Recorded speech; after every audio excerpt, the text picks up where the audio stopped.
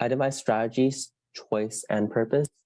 Without both of these, it's not a defensible thesis. So you couldn't just say that the author uses repetition, right? Or the author uses logos, because that's obvious. Instead, you should say something like the author uses logos to support her point that text should be incorporated in the classroom. That way, it's a defensible thesis. A thesis also should not restate the prompt. Use the prompt as a guide and not as a thesis. And the thesis answers the prompt. So that may be obvious, but it's easy to get lost. So in this case, what I mean by this is actually, let's take a look at some theses, is that how you say it, that you guys have wrote. So I have two submissions. So the first submission is the author uses logos, however with bias, to analyze the pros and cons of being with technology and inform the parents on how to informs parents of how to connect children with technology. This is very good, right? So immediately logos, however with bias, provides a little bit of nuance to analyze the pros and cons of technology. And ultimately, the message is positive. It's how to connect children with technology. So this is the purpose. And these are rhetorical choices used to fulfill this purpose. So that's very good. The second thesis is the author uses a rebuttal structure as well as the use of statistics to contradict the negative parts of technology and informs the readers on potential positives of technology use. So this is also, once again, very good, right? You're talking about the rebuttal structure and statistics. So in our case, on our sheet, we defined it as logos, but it's just statistics to contradict the negative parts of technology, right? It's very good as well. So what I wrote was ignore the first part. First part is just like what you have to do. Okay, anyway, document cites quotes from experts in universities to build credibility, employ statistics, and to generate easy to comprehend arguments. Sorry, my bad. Easy to comprehend arguments, and adopts a moderate neutral stance as to not alienate her audience, parents who might not be supportive of tech use in the classroom. So my thesis is just kind of like the build-up of these theses, however you say that, right? This is just, for me, what I did was I just added a few more details. So I become more specific, right? You can say, I specifically cite that they use quotes to build, you use quotes from experts to build credibility, use statistics to generate easy to comprehend arguments, and a neutral stance to not alienate her audience. Whereas in the beginning, these two theses, they're also really good. Like they're concise and they're to the point, but they can be a little bit more detailed, right? You want to be a little bit more detailed in your thesis so you can have more room to make arguments. For example, with my thesis right now, it's really easy then for me to write my body paragraph, right? So that's what I mean by the importance of having a good thesis. So now that I have my thesis, do you guys have how will you guys, if you were to make this argument, how will you guys structure your body paragraph with this thesis?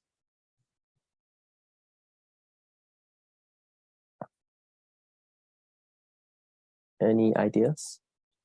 If I want to make an argument that supports this, how would my thesis work? This is similar to what we will be doing for argument as well, right? Where you want to have a clear stance. So you want to have a clear stance and then the rest of the argument will flow logically. So in this case, how would you guys structure the body paragraphs?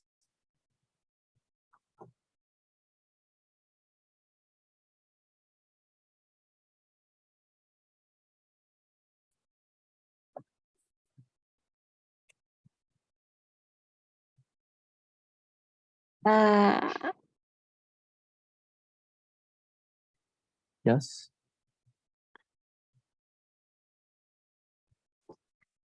So the easiest way, I think, of how good thesis can structure a paragraph is that your argument is laid out in your thesis already, right? So what is my first paragraph going to be about? Citing quotes from experts in universities to build credibility. The second paragraph will just be about employing statistics to generate easy to comprehend argument. And my third paragraph would then just be adopt a moderately neutral stance as to not alienate her audience, right? So I'm writing my first paragraph. I can say something like, first, Dr. Min cites quotes from experts and universities to build credibility. It's literally a restatement of what I just wrote here, right? I'm gonna say throughout her argument or throughout her speech or whatever, throughout her writing, right? Dr. Mann enlists why? Right? You can say research studies from renowned institutions, right? Institutions such as MIT and UCI to illustrate her point, right? To illustrate her argument that technology use in the classroom is a net positive, right? By citing these sources directly makes her statements irrefutable to her readers, right? Because you can't really doubt UCI, right? Thereby cementing a strong sense of credibility. Something like this, right? This would be like easily your body paragraph. And then we also noted that there's a nuance in this, which is we noted it here, which is that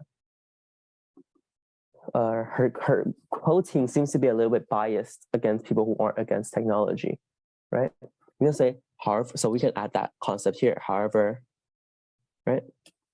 There also seems to be inconsistency regarding Dr.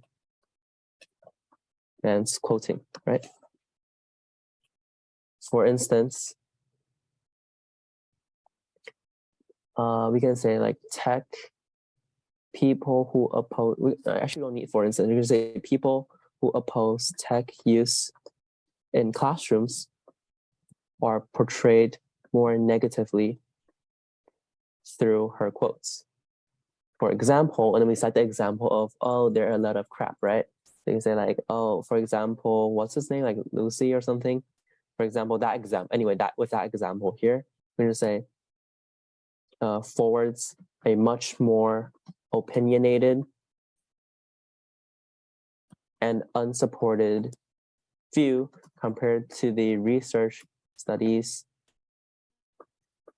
done by prestigious colleges, right? Prestigious universities, right? And then with all of this, what does it do? So while Dr. Mann builds credibility, right, through citing sources, she also implicitly makes the reader side with technology, pro technology use, we can say stance, side with the pro technology use stance, right, through bias quoting, something like this, right? So immediately you can write a pretty substantive body paragraph just based on this thesis alone and what we did here. You're just building it together, right? It's just like combining them together into a cohesive message. Similarly, when you talk about logos and using statistics, you can say how the statistics, I argue here that it's easy to comprehend, right? So numbers, like you can say, oh, this research study uses this method and this experiment and talk about this. Well, yeah, that makes sense, but it's a bit confusing and it's a bit hard to grasp onto.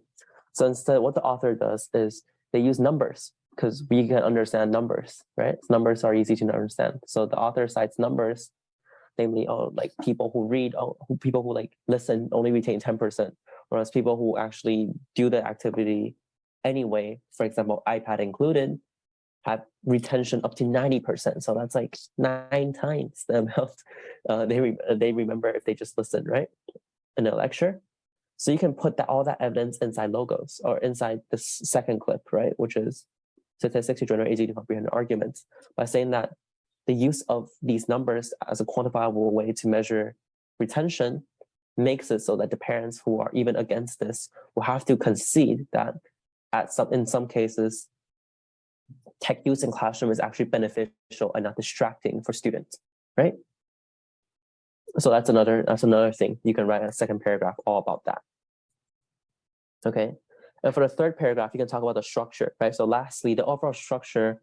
So you can say something like, then you can say something like, lastly, the overall structure of Dr. Mann's writing, right, presents her as an objective third-party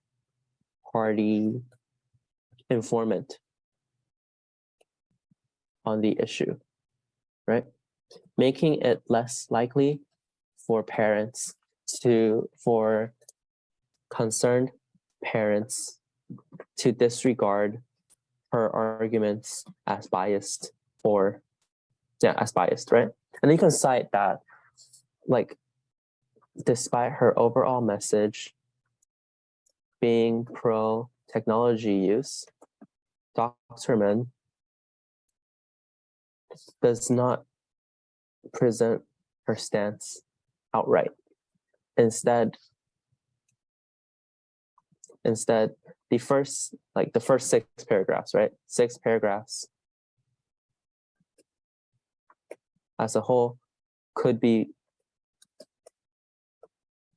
even be viewed as against tech use in classroom. This structure makes it easier for, you can say, opposing parents to listen to her argument, right? Like, or like using the structure draws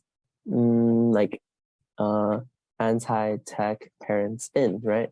Making them consider her message, making them read and consider her message. Something like this. And then just tie it in neatly together at the end by saying how, like this structure draws the parents in, makes them listen to her message, and makes them more likely to not disregard what she's saying. And then at the end, she also has these like very nice terms, right? So she has like, for example, let me see. She has these like, oh, of course, it means that, like, this is what we call concession, right? It's like, yeah, monitoring is still key, but you need to consider this. So it kind of defends herself, right? Because a lot of parents might say that, oh, but what if kids aren't like not paying attention? But this author already has it covered. He's like, oh, my argument does not pertain to kids who are abusing technology. It only pertains to those who are using it in a good way. So she also embeds concession in to make her appeal more like a third-party source, right? So see how with all of these choices, if you have with a good thesis, you guys can really lay out every single argument easily, and it wouldn't be that hard to write, right? Like, I'm writing quite a lot here, but it's pretty easy considering the work that we have done, okay? So yes, that's pretty much it for this activity. I will post both of these on Google Classroom for you guys to look at if you want. But our homework wouldn't be on this, okay? Our homework would be on here. Rhetorical analysis for response by Scott Russell Sanders. So let's quickly go over this, and then you guys will be dismissed. So for this, let me see. What is this? Let me share screen again. Do we have to read that? Read what, this? Yeah. Yes. So your homework would be to read this and write an argument or write a rhetorical analysis prompt on this. Now, it's only supposed to take something like 40 minutes. So it realistically wouldn't take that long. But the topic is a little bit more interesting than what you're reading about, okay? So let's go over the context first. So in the passage below, from Staying Put, Making Home in a Restless World, Scott Russell Sanders responds to an essay by Salman Rushdie, a writer who left his native India for England. Rushdie described the effect of mass migration as being the creation of radically new types of human being, people who root themselves in ideas rather than places. Read Sanders' passage carefully, then write an essay in which you analyze the strategy Sanders used to develop his perspective on moving. Okay, so to give you guys a little bit more context, there's a lot of what we call migrations that happen, right? So, for example, in the United States alone, there are several ways of great migration of people moving from one place to another. One example you guys might know is the 1849 California Gold Rush, where although most of people, like at that time, America wasn't, like the United States wasn't as big as it was, right? And then people were mainly in the East Coast, and they moved to the West Coast in search of prosperity, land to farm on, and gold. And when they discovered gold in California, there was a mass wave of migration westward towards California, right? Similarly, after the Civil War in the 1800s, late 1800s, I think it's 1863, I'm not really that sure. After the Civil War, there was a mass migration northward. So from the south, a lot of people moved north to go to industrialized factories. So this essay talks about the idea of movement. So that's the migration we're talking about. It's not like it's not like the animal migration, right? Where like birds fly south during the winter because it's cold. It's like the migration of people. Okay. So this essay concerns the migration of people, and your homework will be to read this argument, and do remember that this author we're talking about is Scott Russell Anders, and he's responding. Okay, so he's responding to an argument made by Rushdie. Make sure that is clear when you're writing this essay, because it'll have a pretty big impact on how it works. Okay, so yeah, just remember it's Scott Russell Anders responding to Rushdie. So read this and write like, how about this? Read this, and then you don't have to write the entire rhetorical analysis. Just write the thesis statement and like some evidence. Okay, so I had the homework of writing the entire rhetorical analysis, but I fear that might be too hard. So instead, maybe you write like okay, for the response by Russell Anderson, write a thesis statement, right? And provide several supporting arguments for your thesis.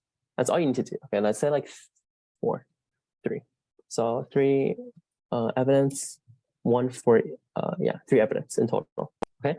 So for example, if the author employs a lot of repetition, you just show me you write like, oh, the author uses in his argument, he uses repetition to generate sympathy, or like to generate credibility for his statement, or articulate this like sense, something, do something. So like uses repetition to do this, and then cite an example of repetition. That'll be enough.